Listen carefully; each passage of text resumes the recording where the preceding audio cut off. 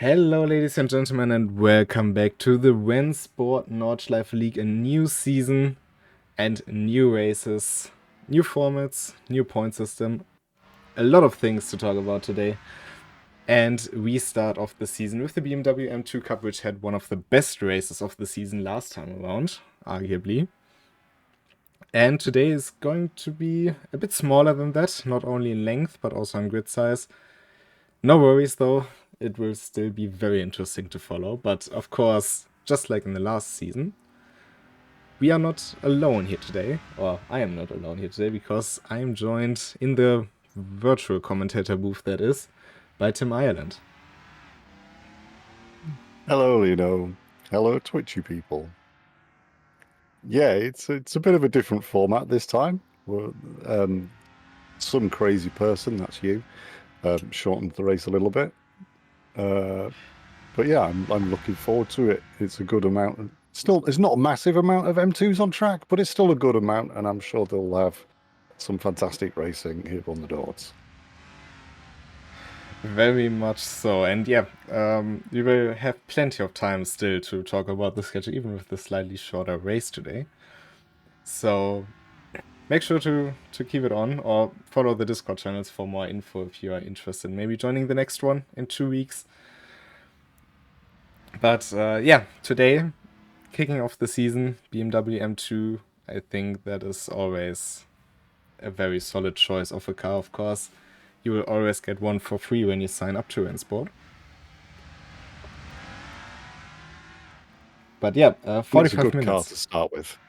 Yeah, very beginner friendly as well.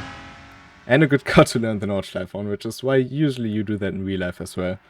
Starting on an M235i or the M2 CS like this one. But right now in qualifying, we're watching Rondon Hood, who was not really sure if he should join today after the, interesting seasons last time. He had a bit of a hard time in the races, although he had some very good performances at times. Sure will hope to make a good impression here on the first race. And the first few sectors seem to be very good for the Dutchman. But he, of course, isn't our only car on track. Cesco Munuera, he is somebody who's coming back to the Nordschleife. He has been pretty decent in the RCLs. And he will maybe rake around for the podium in this season. Who knows? Yeah, it's good to see Cescu turning up to a few more races. He's always a good driver to have in our field.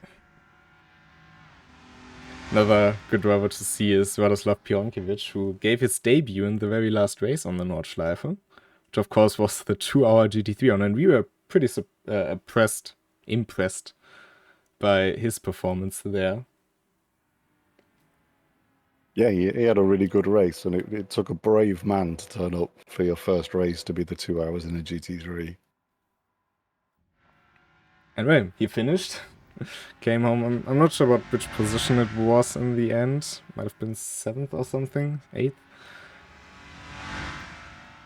And today in the BMW M2, maybe he's having a bit of a better start to the race as well. Will definitely be shorter than his last one. And here's our Season 1 champion, Dominik Ladler. Won the last season by quite a margin, with just constant scoring and in general a very good championship run. 83 to Julian Chicot's 51 in the end. I'm not sure when he had the last RCL championship wrapped up this early.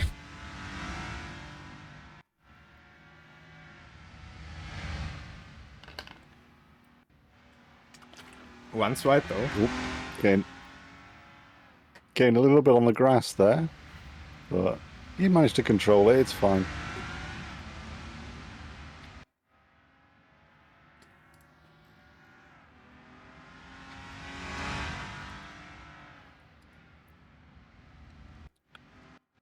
Further ahead we have OG Stan. By now also a known name, I'd say, from the RCL races. I think he hasn't had too many races on the Nordschleife though. We just take a look at the last season standings. He wasn't on the Nordschleife. So, his debut at the start of Season 2. It may be a very, very long track, but it is a track which any kind of sim racer worth their salt has got some laps on in some game or another. So I'm fairly sure he knows his way around. Seems to be going quite well for him. Also going well for Julian Chico, our runner-up from the last season. I mean, he had some very... I think he might have been the most exciting driver last season. Because if you think about any of the 5 races we had, most of the stuff you remember had Julian Chico somewhere in between of them. If you think about the Lada vs Chico fight, if you think about the Alizaya and Chico slipstream move in round 2, I think it was, or the Chico and, what was it, Bräuniger in round 5, it's like, he was always kind of there, being noticeable. Yeah, he seems to, he knows his way around the Nordschleife, that's for sure, and he knows how to make some pretty impressive moves. And proved last season that he's got a tactical head on his shoulders when he needs to. Very tactical indeed. But also, he's a racer at heart. You can see it by just watching the races. And it will be exciting to see what he can do this season. Kimi Hapler is also back. He had some, let's say, more unlucky ones, but generally, of course, one of the fastest drivers we currently have. Sectors are also looking very good for him. But of course the most noticeable or notable event from last season was his rollover in this very car. At the carousel. Oh yeah. Wasn't purely down to his own fault, gotta give him that, but let's hope that this race he can finish on all 4 tires instead of the roof.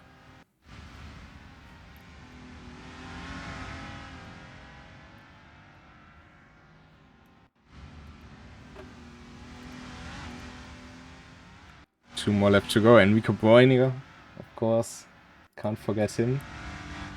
Probably one of the most regular drivers at this stage. Just lost out on the podium last time.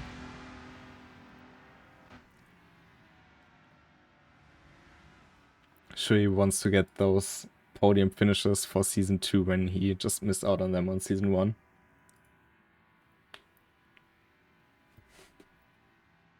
Well, no times in yet, obviously, but Dominic Ladler didn't start his qualifying lap first, but he is currently first on track. All the drivers are ghosted, so he doesn't know that. But yeah, he seems to be putting in a fairly decent lap here. We'll know in about a minute.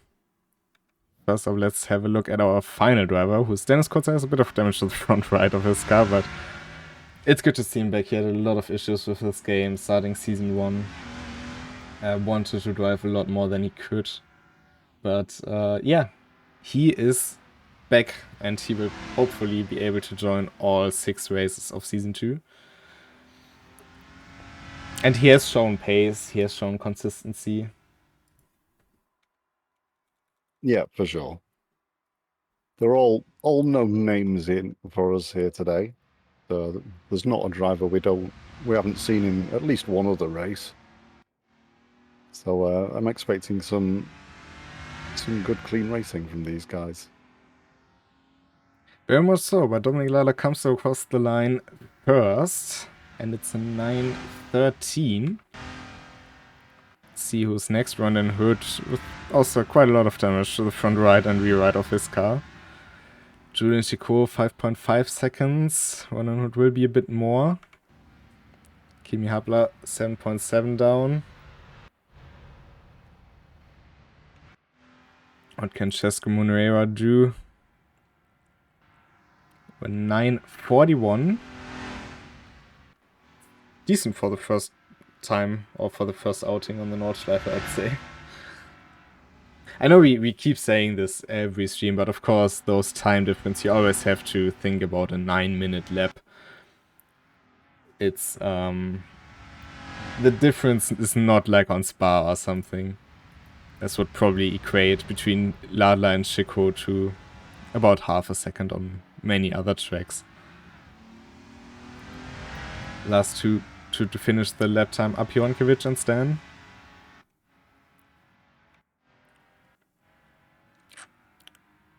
And with that, our grid is set, and it's led by Dominik Ladler. Now, while we wait for the race to start, let us have a look at the season calendar. We are right now, of course, at round 1 in the BMW M2 Cup for a 45-minute race.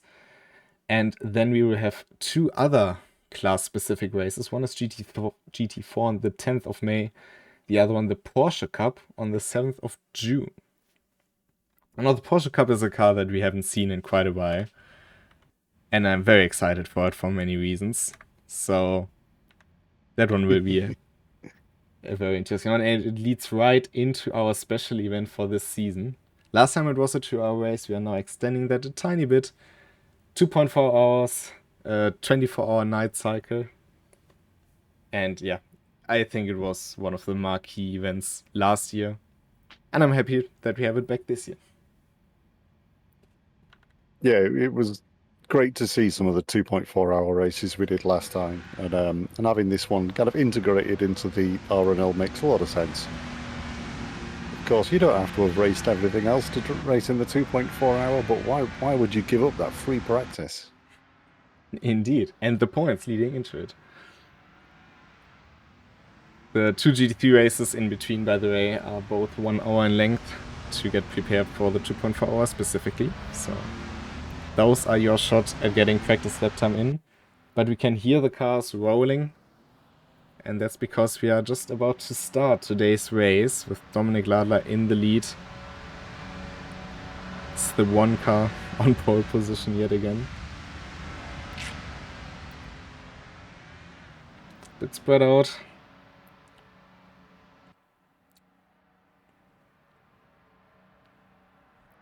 And we go racing in Season 2. Dominik Ladler with a good getaway further behind. I think that's Enrico Bräuninger immediately trying to make a move.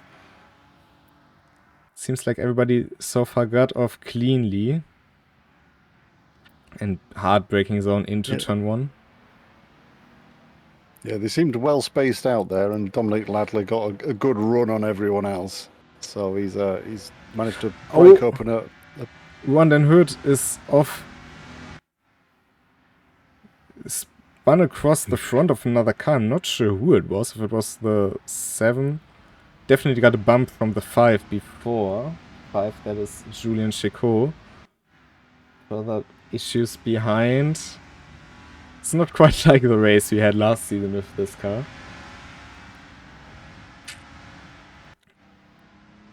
Unfortunately, at the start line, Dennis Kurtzer got a drive-through penalty for being out of position, I believe. Or maybe speeding. That is a very easy thing to do. You can use the pit limiter, but because you want to be as close to the car in front as possible. Dominik Ladler, 8/10 lead over Kimi Havler. I think those two will see each other a couple more times. And then it's Julien Chicot. I'm sure people will have a look at the start again after what happened. Running it up. Seems like an innocent victim there. Just pinched between the cars and then spun in front of them. Cesco Monero, though, moved up into 5th.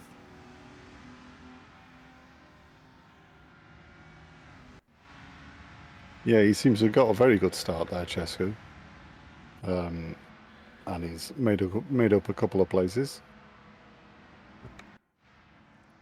OG Stan and Radoslav Pionkiewicz moved up into 6th and 7th. They started 8th and 9th. Of course, helped by the fact that Dennis Kurtz has a drive-through to serve and one in hood. A big damage to the rear right. That's really where the impact was after being spun out.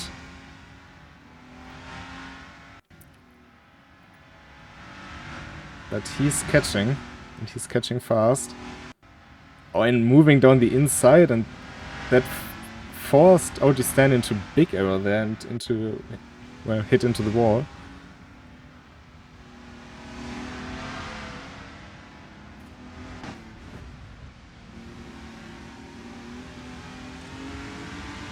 One and Hood very aggressive.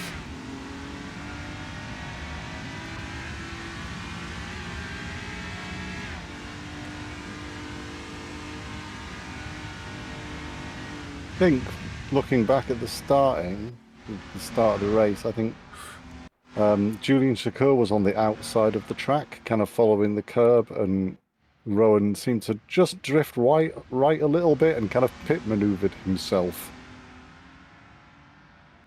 It seems a bit like they basically both wanted to go into the same spot, but neither of them wanted to yield.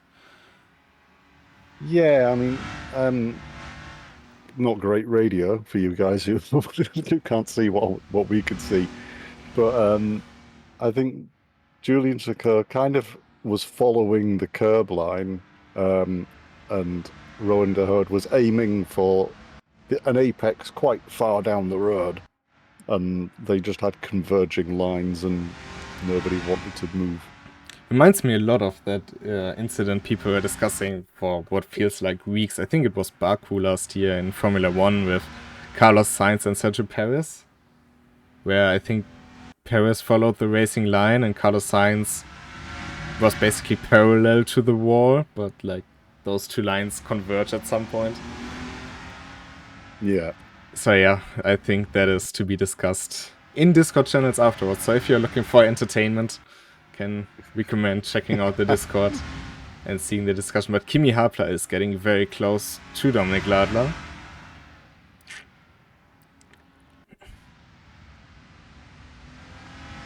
At least everybody's still doing. Radoslav Pionkiewicz had a huge off through Flugplatz. Not sure if there was contact with Ron and Hood or if he just lifted up not enough or didn't brake too much. A lot of damage to the front right of the car, but at least he's still rolling. Kimi Habler lost half a second or more, just in an instance there.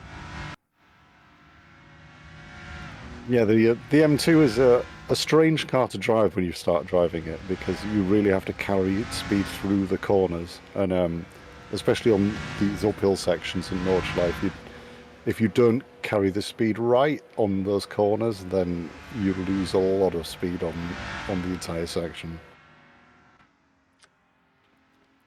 Did you notice that a lot of cars, noticeably Hapler, Checo, they have damage on the front and the rear of the car because it just keeps basically bunching up in turn 2. Yeah. It's like too many cars in one spot, perhaps. Maybe a little bit.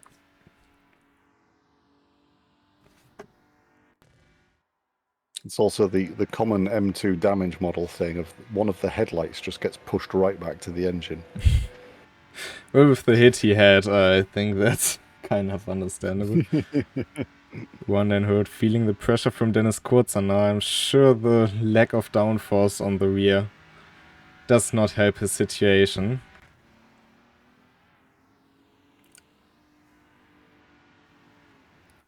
But Dennis Kurz, of course, will have a drive-through to serve at any point during the next 3 laps. Yeah, a 3-lap window for a drive-through is fairly large at Nordschleife as well. I suppose it's one of the things we don't mention so much. Usually you don't really see it as a good thing to have a lot of time to serve your drive-through, because in an ideal case you don't have a drive-through to begin with.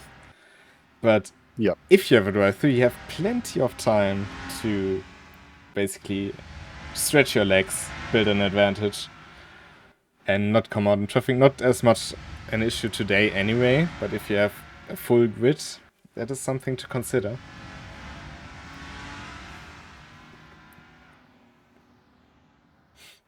Kimi Hapler slowly again gaining on Dominik Ladler up front though.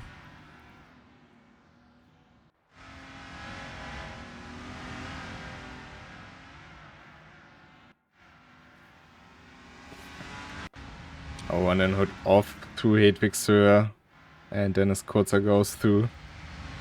Sees the opportunity, but now goes wide, and I don't know how he kept that car and how he didn't collide with Rowan, but Well, That would have been on a YouTube corner compilation, surely. it will be, even without a crash. I can assure you that. But yeah. Won the position for a short time, lost it even faster.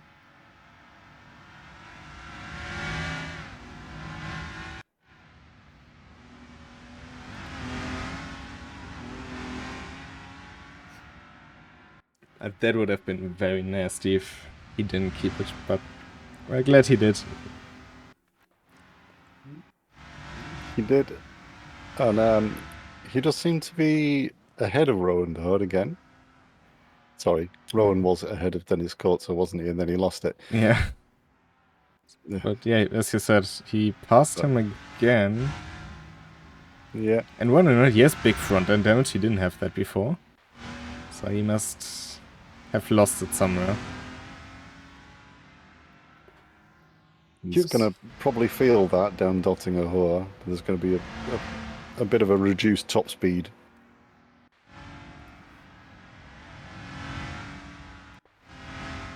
And Kimi Hapler certainly lost quite a time now through the last few sectors to Dominic Lado because the gap is 1.7 seconds now.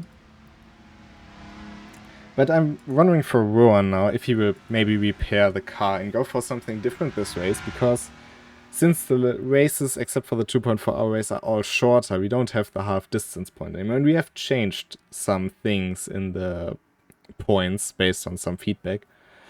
You don't only get a point for finishing a race or completing 50% in a race longer than 90 minutes, as it was last season, but you also get a point for the fastest racing lap. And just like in RCL, there are qualifying bonuses of 3 points for pole position, 2 points for P2, and 1 point for P3. So maybe he wants to go for a fast lap. Use it as a training session. Yeah, I mean, that seems like a smart move to make, for sure. Dennis Kurtz are coming to serve his drive-through, get that over and done with. And Rowan Hood, he stays Rowan out. Hood, yeah, he's opting for the track position.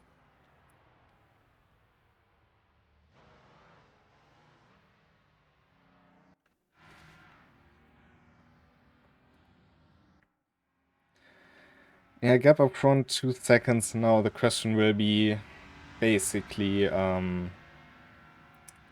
can... Oh, Ogistan also getting past Dennis Kutzer here.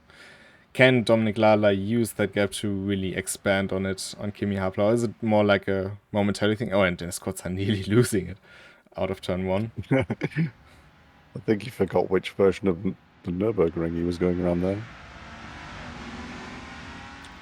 Or maybe he just has a bit of, well, a bit too much lead in his foot.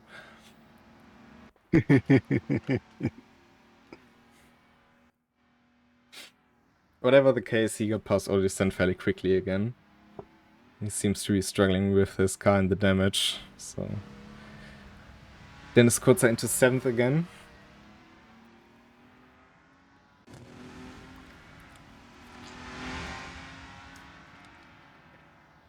And it seems to be a bit of a calmer race now from lap 2 onwards. Of course, no time to relax for Dominic Lala and Kimi Hapler, because they are still fairly close and they are definitely racing for the win here today. Yeah, Kimi Hapler's done 2 purple sectors so far this lap, so he's obviously feeling pretty good, and he's catching up with Dominic Lala pretty quickly. It feels like it's been something we've been talking about the last stream a lot. In general, we are talking a lot, isn't it? But the difference in driver comfort in this different section of Nordschleife, because the track is so huge, are very noticeable. And last time we had GT3s, so you had still different cars with different strength. But what you see now is purely the driver. Of course, the car can still fit to different drivers in different ways. Some may like the way it drives, some may struggle with adapting to it. But in terms of fairness or in terms of parity, it can't be any more on the same level than a BMW M2 CS Cup, because the only thing you can change on it is traction control. There's no fancy brake bias system, there's no ABS you can use, like the car has ABS, but it's not something you can set to different modes like in a GT3. It's just ABS basically. It's purely down to the drivers. And we see that Kimi Hapla is gaining and gaining in the first sector, and I think Dominik Ladler might be stronger in the more rolling sections of the last few sectors. Yeah, Kimi was gaining quite a lot. I mean, again, he's up to 4 purple sectors now, so definitely not to put anything against him, but the speed at which he was gaining before has diminished a little bit now. We seem to be getting into a section that Dominik Ladler's maybe a bit more comfortable with. But if Kimi can get a little bit closer and hold the gap, then it becomes far more of a race for him if he can get in the slipstream down Dottinger. Yeah, the crucial... Oh, and Kimi Hapla loses it into Wehrseifen. Oh, and this is nasty damage. And yeah, that will force him to the pits. I feel partially responsible for that. Commentator's curse strikes again. Honestly, I'm not entirely sure I should be talking during these races. Makes them more entertaining. Just Keep seem going. to curse everyone. As long as I'm not driving, you can talk as much as you want. If the drivers want to get together and pay me to not commentate, then I'm open to that suggestion. Pay this man his salary. But it's such an easy mistake to make into Wehrseifen. The track just drops down beneath you. If you go in too hard, too much brake, and then pretty much rotate the car too quickly in a front engine rear-wheel drive car, that is very nasty. In a GT3 you have the downforce to help you out, in this car you don't. Yeah, for sure. Seems to be going quite well still for Hapla, but... Yeah, his steering isn't too far off. It doesn't seem too bad. I think it maybe looks worse than it is. Definitely has to watch out to not damage it further, because he ran right through Moodgrower and brushed the wall, and this is damage that can easily bend even the rear toe of the... And once you have, let's say, a small misalignment on the rear axle, that is when it really isn't fun anymore. Yeah.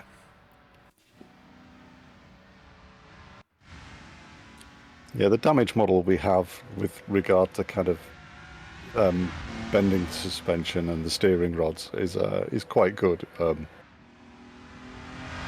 Probably not what the drivers are thinking right now.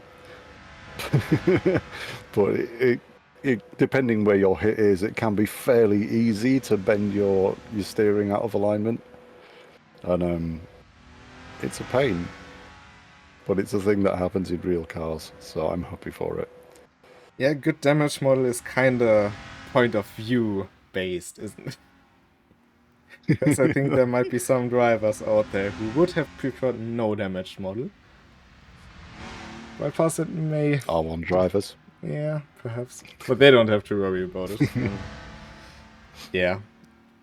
It's a very different kind of competition, so... But in a longer race, you should be... I think it's what makes the races interesting, is who can keep their cars on track. It's what made Dominik Ladler the season champion last time around.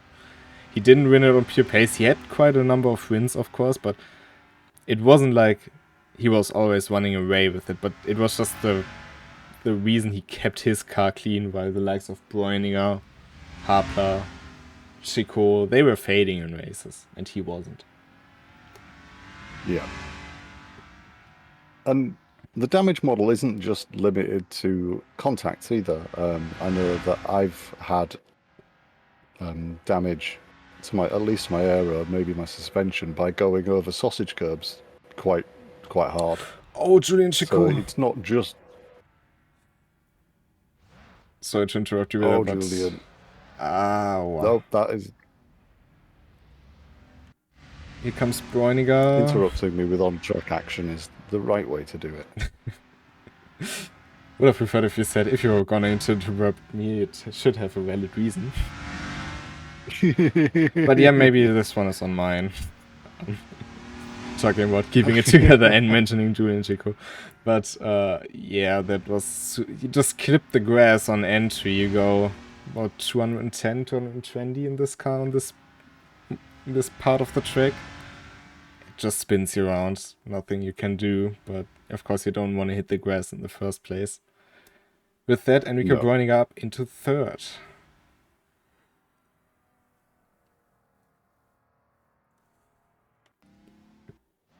Dominic Lala is heading into lap 3 of this race. I think there are only maybe 3 cars left without any scratches on them, are there? Yeah, I mean, Dominic Ladler was one of the few people to finish qualifying without any damage as well, so it kind of like shows his caliber as a guy who can keep it clean. But even he was close in the triple right-hander. It's not like he didn't have his moment. No, that's true. Julian Chicard, his steering seems pretty neutral. I'm hesitant to say anything more than that. Kimi Harplas in the pits, as expected. He could still go for the fastest lap, though. He was only 5 seconds off Dominic Lala in qualifying. Which, of course, in the BMW M2 is even lesser of a gap than saying 5 seconds in GT3. So... Yeah. Yeah, with a good lap. He had some purple sectors the lap before. Yeah, it was all purple up to Sector 4, so he was doing pretty good.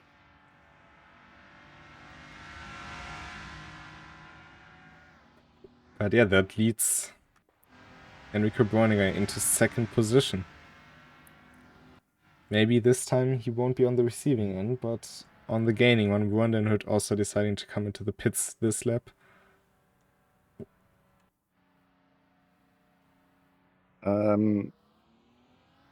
Yeah. It was a quick pit stop, though. Just repaired some aero damage, as it seems. Yeah, I think so.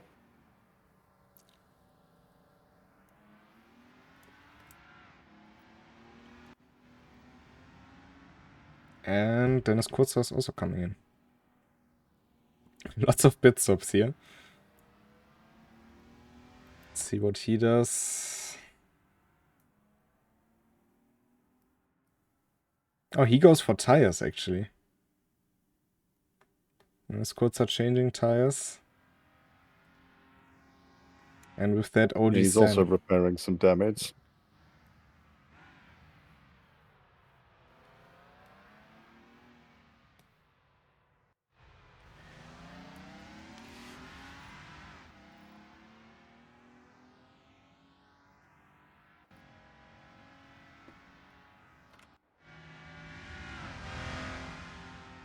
Of course, the gaps now with all that and all the cars out of the way, a bit bigger. Yeah, Dominic Ladler's got plenty of breathing room now, but that might mean that he's not particularly pushing that hard, and it might give the other guys who, if they do decide to go for fastest lap to get some points, he might not be thinking about that.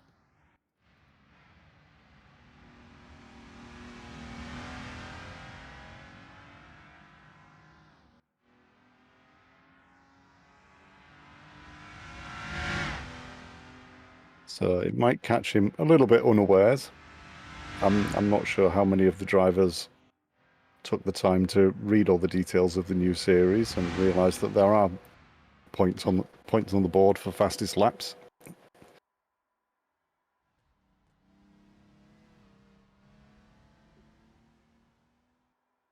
And we can see on the map how spread out it is as well. Yeah, for sure. It's not exactly a tightly packed race right now. But I think it was one of the first feedback points of last season, wasn't it? Like having points for fastest lap for situations like this. Yeah. Yeah, it was definitely something the drivers brought up with us, and so we implemented it. Or well, I say we, it was entirely Lino, it wasn't me at all. No one in specific. An undisclosed person. Sorry. I'm just not taking credit for undisclosed person's work.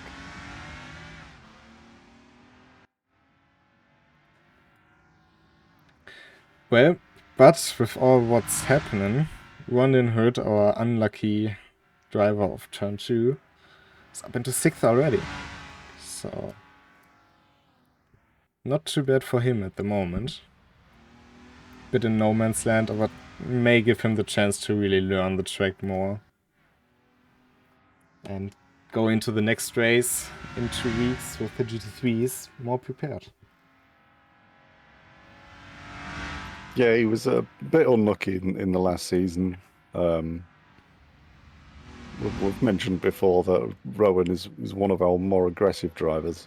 And I think maybe success in the RNL is a bit more dependent on just dialing it back a little bit, try to take it easy, and just be consistent.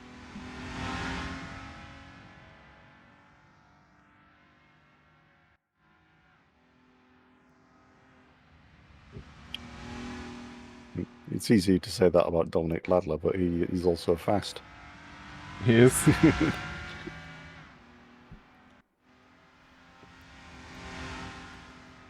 I mean, it's kind of a rolling theme with him. I mean, he's a 4th-time RCL champion. He's won the last RNL season. He's won RFL season 3, I think. I'll double check that. Yeah, but I think one of the RFL 3 seasons. I think 1 was Dane, 2 was Lunio, 3 was Ladler. If my memory serves me right.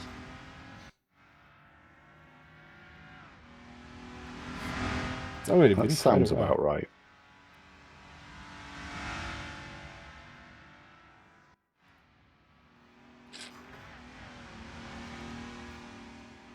I think it was a Dominic Ladler. Nice way to. He got a. Oh, sorry. Go ahead. I was just gonna say, Dominic Ladler got a purple sector 1, but then he's gone red for the other sectors, so he's not exactly pushing it right now, which might fall into the hands of people like Rowan and Kimmy if they do try to go for fastest lap. I mean, he's also very aware, I think, of what happened to the others. That doesn't mean it has to happen to him. But no. It is also not that everybody, pretty much everybody can do a mistake. And we've seen it not only in RENNSPORT, but also in real world motorsport. Anywhere you can see that even the best make mistakes at times. And I just had a look. Indeed, Season 3 champion. In Season 2, he was 4th in the final standings. In Season 1, he was 3rd. So, he had his fair share of very good races. Say it like that. But, yeah, I think it was a nice thing to transition from the Founders League at the end of 2024 to the Nordschleife League now in 2025. Allowed us to do some changes. And it does give us an excuse for putting the 2.4 hour in there, which I won't shut up about, no. It's not like we needed an excuse in the first place for that. But yeah, I mean, it's a very nice race to have on the calendar. I really like the format behind it. I like the diversity we'll have in the race with the day-night cycle. It's been an absolute banger last time around. Plenty of bells all over, and it's, of course, holding a certain prestige to it. And I can already tell you, it won't be the only 2.4 race we will have this year. Ooh. Not sure about what you will see on the Twitch channel of all of them, but there will definitely be more events to come like this. Orchard Road 2.4 when? With Mission off. Well, it's a simulator. You can do that here, so it might not be possible in real life, but here you could theoretically do it. Which is, of course, the beauty of a racing simulator compared to real life. There's plenty of stuff you can do, which you can't do out there in the real world because of boring stuff like physics. Well, I say boring stuff. I had that in my A levels, but I'm an engineer, so don't diss physics. physics was the best subject in school by far. We had like one lesson once where we just randomly blew up stuff with electricity. They're always the good lessons. With a good teacher, it can be a lot of fun. I also did chemistry, so we got to blow up things in that too. Okay, that's a good point. I didn't have chemistry because chemistry wasn't really my piece of cake, let's say. I was not bad at it, but it was just boring me to death. Because we didn't do really cool experiments. I think the coolest thing we did was putting two fluids together and they changed color or something. Wow. Yeah. You made squash. Fantastic. Probably something like that. But a slot P1 bridge also still going, which is very nice to see. It seems there's still a lot of damage to the front of the car. Perhaps even more than before, but at least the rear is good. He's not driving a happy M2 right now.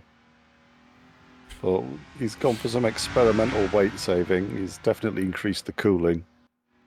Which is a big issue on those cars, actually. So... Oh, he's just found the headlights as well. Fair play to him. They've gone off again. Yeah. Maybe the headlights found their own switch, whatever. Maybe.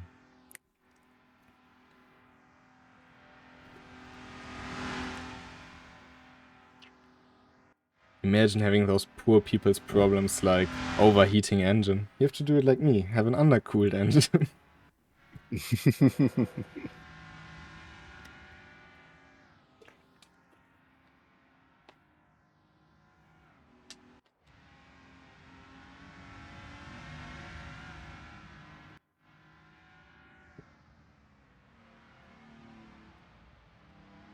But coming back to the events, which got us started on the whole physics thing in the first place.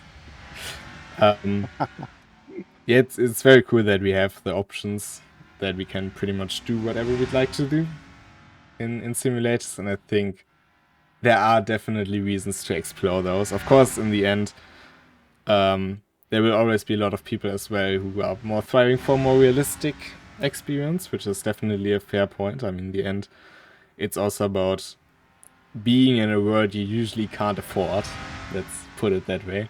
Because motorsport is very expensive. And sim racing can be very expensive, but it doesn't have to.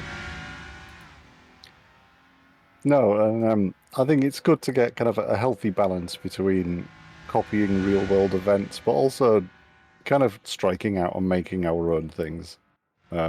Things that you can't do in the real world, even if you've got all of the money. Like driving a 2.4 race with a Porsche Michelin.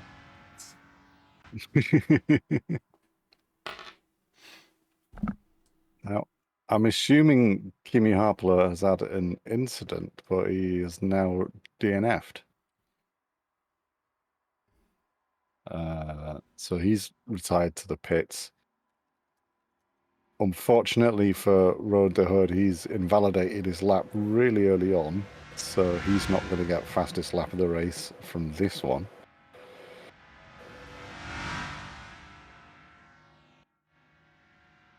And it'll surprise no one, I think, to know that the current fastest lap of the race is by Dominic Ladler.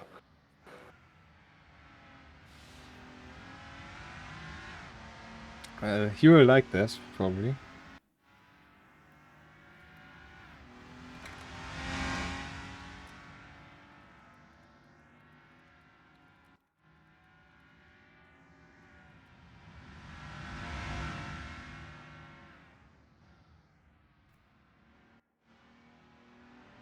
Chestu Monero, Road to Hood and OG Stand currently not done a valid lap in the race yet.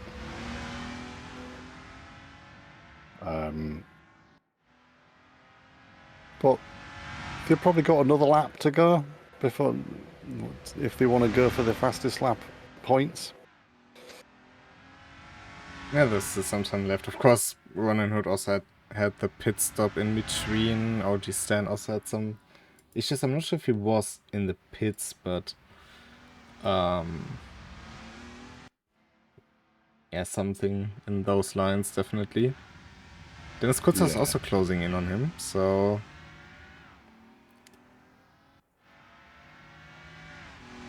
yeah, OG Stan does have big front end damage. He seems to be taking it fairly easy so far.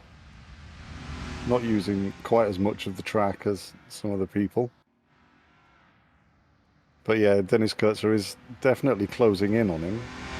The gap's currently 11 seconds, but there's 11 minutes left of the race. one lap around here, about 9 minutes 20. So probably just one more to go after this one. I might be tight though. 1 or 2 is a big difference though if you drive 1 or 2 in this car.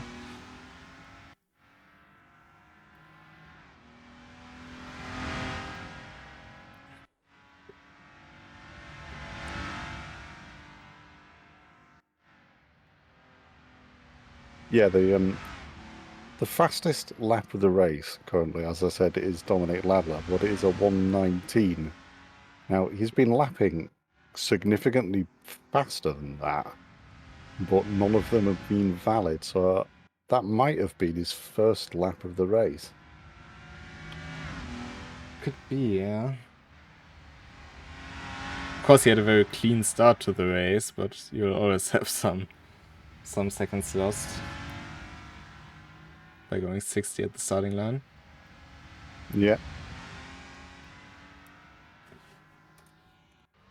Oh, Dennis Kurtz are going straight through, I don't know, Forest. Just trying to find a sneaky shortcut there. Well, it didn't really gain him time. Lost about 2 to 3 seconds.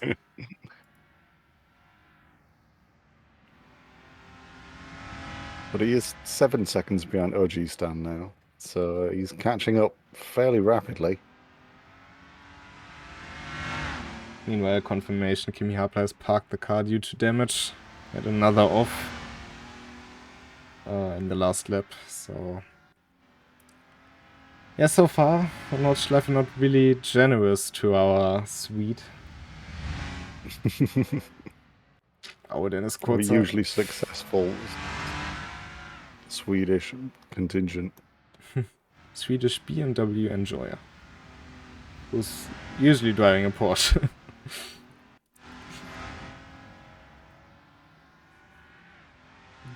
Dominic Ladler coming on to Dottinger now, and he's on a clean lap, so he might be looking to pump up his best time. Although he's only got 2 purple sectors. So he's maybe just chilling, and he's got 43 seconds in hand, so maybe not pushing it too much.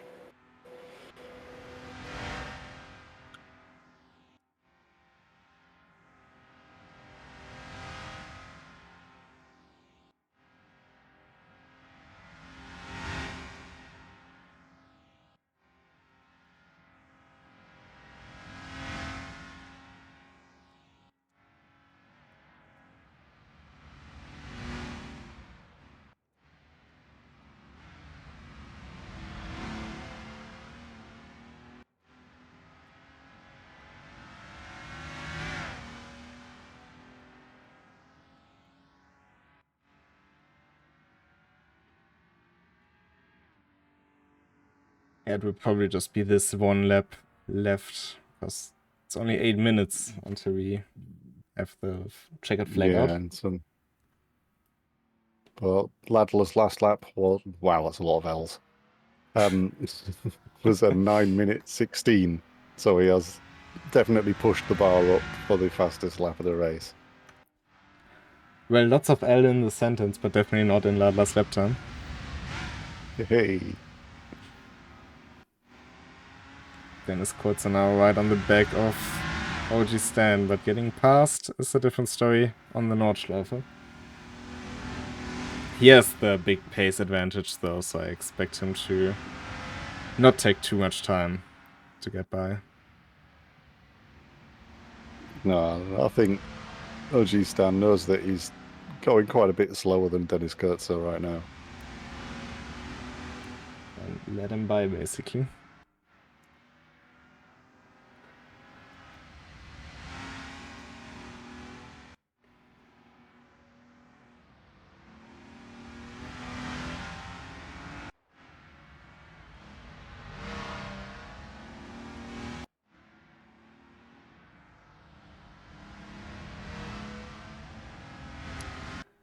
So, current standings, Dominik Ladler in the lead on the final lap of the race, Enrico Bräuniger in second, 45 seconds down on the Austrian.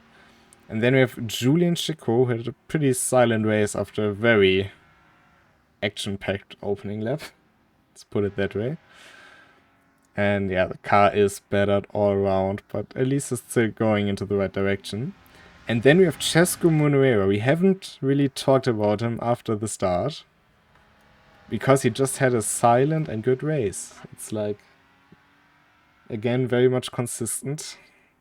Very much in the likes of Piotr Zadajable. Yeah.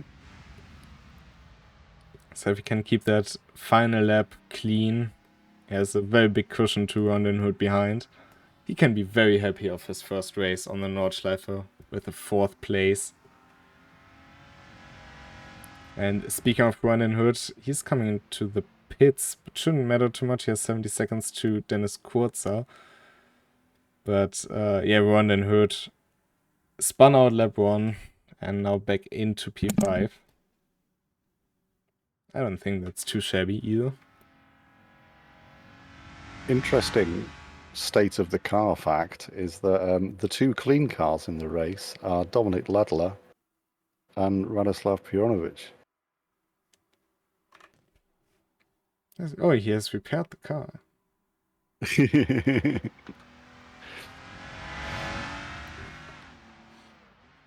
But it's good to see that he's still going.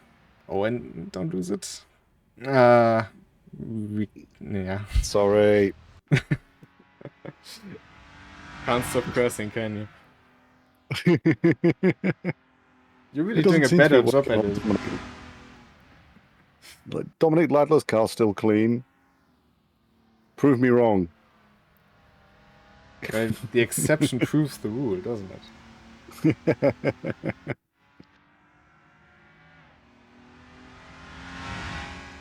You know, like the one time Remco Major and none of your business were in the same race?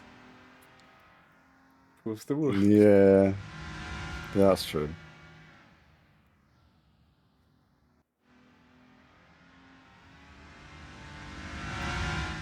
I'm really curious to see who else we will see in the season driving.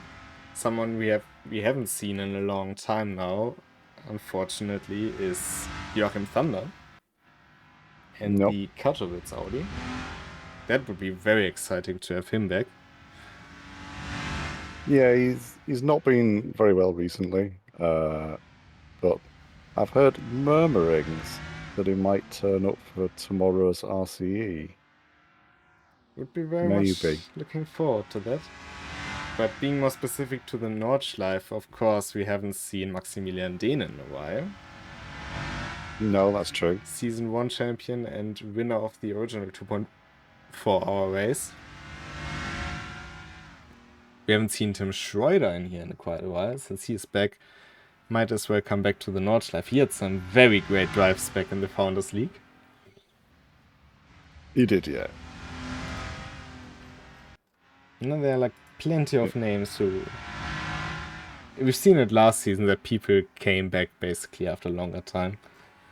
So why not wish for some to come back this time around? And we've got the GT4s. Obviously, GT3s next, but then the GT4s, which I think are always fairly well received. Then another GT3, because everyone loves GT3s. But the Porsche Cup is always a bit of a sim racing favourite. I think all sim racers like a Porsche Cup.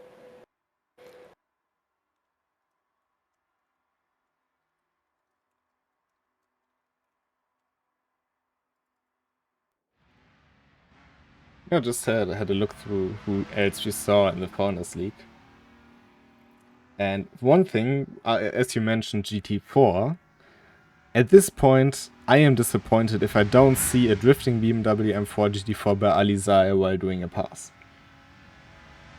Because he kept doing it every time he drove that car.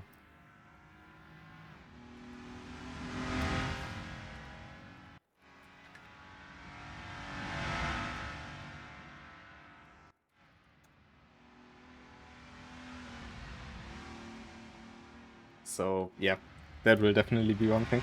Another name I've read, of course, Alizai will pretty much likely be here for other races, just not today. But Pascal Jordan. Oh, yeah. I haven't seen him around for a while.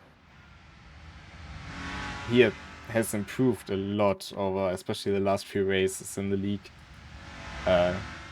Had P4 in the final standings as well, and P3 in Season 2. So he would be definitely someone I'm looking forward to seeing back. Timothy Fridge, I'm sure we will see again. So, yeah, those are, I think, my picks for who I want to see back. Yeah, definitely some potential for a few extra drivers in some of the other rounds for sure.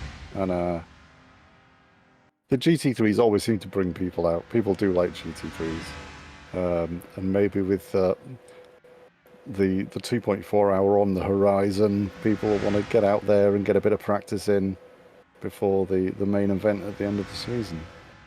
Well, at latest, of course, in the 2.4 hour. But yeah, as you said, it's definitely something I'm hoping that GT3s can provide. But starting off Season 2 and starting off strong will be our Season 1 champion, Dominik Ladler. Because he is Is on he course going to to have win. to build a new trophy shelf? That's the main question. He's got so many trophies. Well, if we start handing out trophies retrospectively, he definitely should have one dedicated to RENNSPORT. Because at this stage, it's really quite... You know, if it was like Max Verstappen 2023 season that he was crushing the opposition, you would be like, yeah, of course, it's Dominik Ladler. But he's just always having victories that weren't commanding. He's just always there. It's hard to tell, hard to put into words, but he's just so brutally consistent that it's mad. But that shows consistency is key, not the pace. Congratulations, Dominik Ladler, on yet another victory. But someone who has really had a better race today than in some races last season is Enrico Bräuninger, because he came from far down the grid. Something like P5, P6 on the grid, I think. Celebrating down the Dottinger Hoa. I wouldn't do that, mate. Don't do that. And you shouldn't mention that after today's race. But yeah, Enrico Bräuninger can be very happy with that second place. Well earned.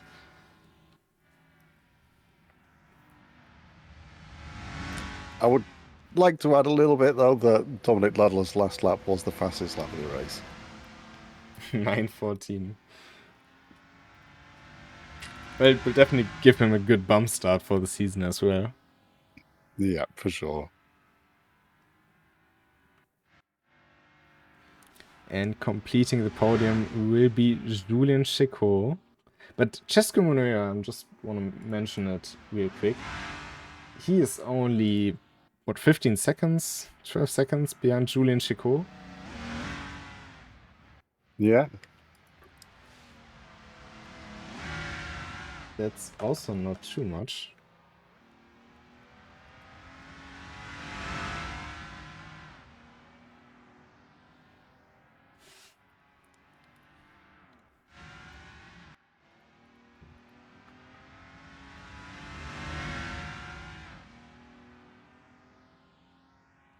across the line. And the first points in the RENNSPORT Nordschleife League for Cesco Monuera.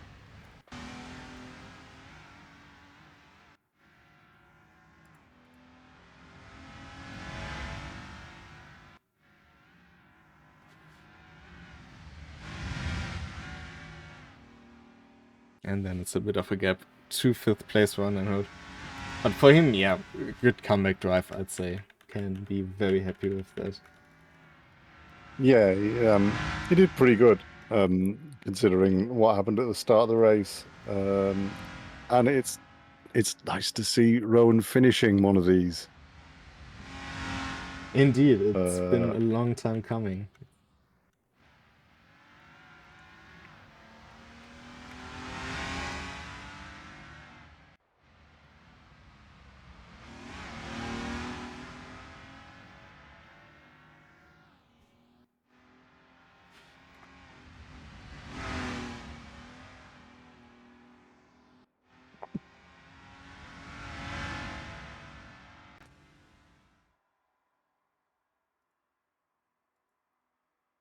But yeah, maybe that is a sign of motivation for him as well to keep going for the rest of the season the way he did today. Yeah, he carried on, he persevered. I know he didn't have probably the best race for him, but finishing in itself, he did finish 5th, which it gets you a decent chunk of points to begin the season. Can't sniff at that.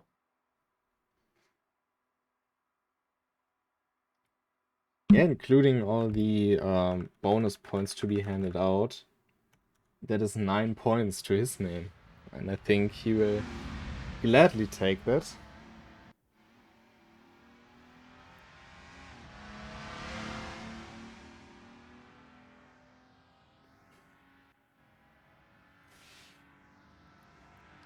And across the line for him, and the next one to finish will be Dennis Kurzer.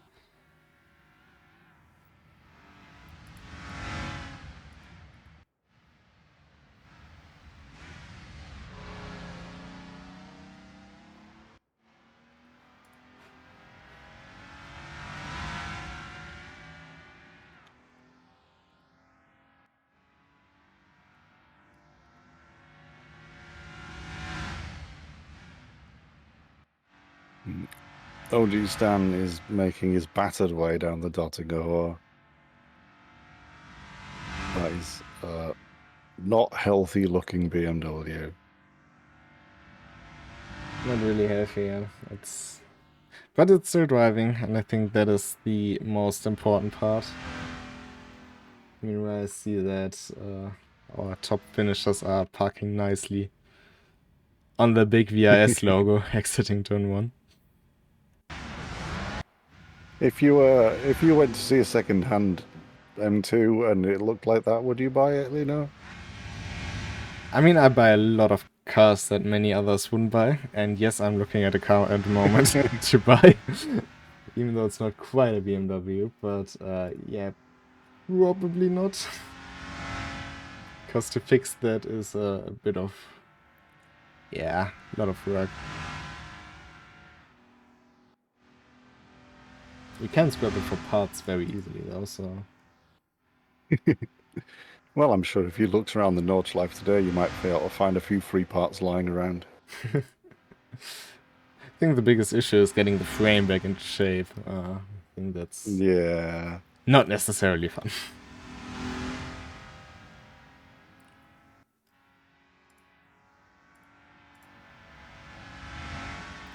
But yeah, I've went through the standings and can give you a quick update. So Dominic Lalo, of course, leading the championship. And he's doing that with 22 points. In P2, it's Enrico Breuninger on 16, Julian Chico on 15. Of course, with the qualifying performance giving him 2 points. That edges him closer to the German. Cesco Monuera with 11 on 4. Rondenhood in 5th with 9. Dennis Kurzer in P6 with 7 points to his name. Then it's OG Stan with 5. Radoslav Pionkiewicz, if he finishes this lap, which I am sure he will be on 4 points. Kimi Hapler will still get his point from qualifying, so at least some salvation. But yeah, he said he had also a slowdown in quali already, so it's not been quite his day in that sense, but he definitely showed what he's capable of, and GT3 he's at the moment one of the fastest drivers. Oh, and running a bit wide there, but all fine. Don't do this to me now, Radoslav. It's fine.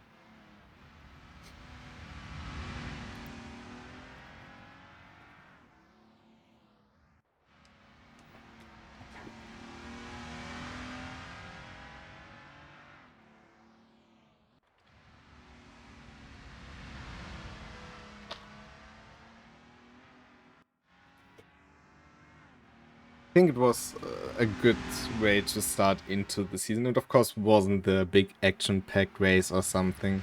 It wasn't showdowns like in the last M2 race, which was more close to the end of the season, but just for drivers to get settled in, get their quirks worked out, let's say like that.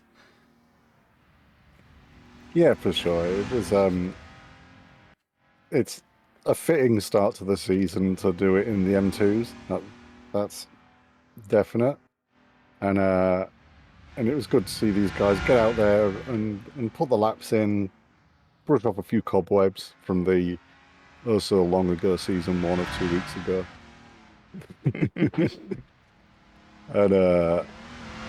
and get ready to set up for the rest. And like you said, Dominic Ledler's got a decent amount of points in his back pocket already. So I'm sure he won't be complaining about that. He sure won't. I think in general the season is more of a build-up towards the 2.4-hour race, I think. Yes. Giving the people opportunities to prepare. Of course, there's still a championship to be won, but you don't really have to concentrate on any longer races during this season. You can just jump in, use it as preparation, and on the 7th of June, just go in fully prepared. And also driving the different cars will help you understand things more. I mean, each car has their own characteristics in many ways, but I, for example, learned a lot of throttle control, which I use in the GT3s nowadays, from driving touring cars. And the same goes for the P-Cup, M2 and GT4s in between the GT3s. Here comes Piron Krystall across the line though. And with that, finishing this race. And that's the first 1/6 of the season done, to be precise. Only by number of rounds, not by time. Yep, that is true. Is there anything left you want to let the audience know? No. No. No, it's the RCE tomorrow, which I'm sure some of you will enjoy tuning in for. Yeah, that is very great. But except for that, what is that? that's it, really.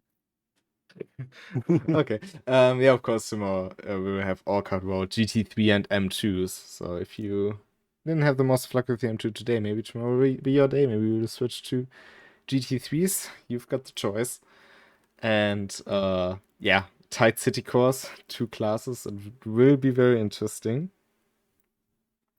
Sprint. So yeah, it's a very, very different race to the Nordschleife. It can't be much more of that, I think. But I'm looking forward to it. I think it will be great fun. And a big challenge as well. I think we didn't have multi-class on Orchard yet in a RCE event. So No, I don't think we have, no. It will be a bit of new territory for us. Of course, it was on the schedule before, but yeah, it will be interesting. So make sure to tune in for that, or even better, drive, because you can enter that combination entirely for free since Orchard Road is available for free, as well as the M2 CS. But with that, I'd say you enjoy the trailer for it, and I will say goodbye for today, and leave the final words to you. What? You can't just drop that on me. I can. You just seen it. Wow. Harsh. Yeah, okay. So join us tomorrow for the RCE race. And that is goodbye from us. Bye bye.